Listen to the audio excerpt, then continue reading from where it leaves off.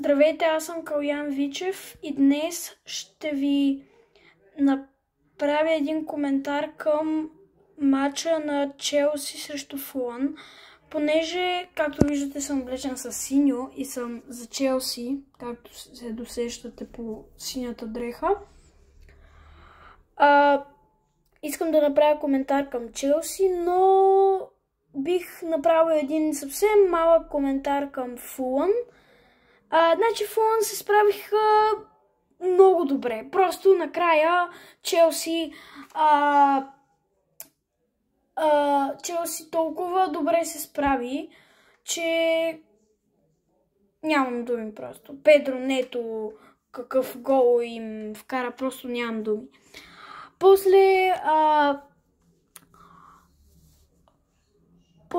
си казах, Господ е за Челси. И се оказах прав. Това просто беше късмет на края на Челси. Беше пълен късмет. Палмър не му върви. Изобщо не му върви. Гол от тази година няма. Толкова много мачове имаше за Челси.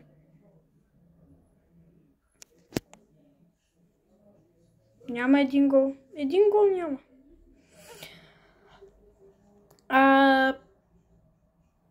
Много добре се справи Педро Нето с волето. Даже не знам дали е воле точно.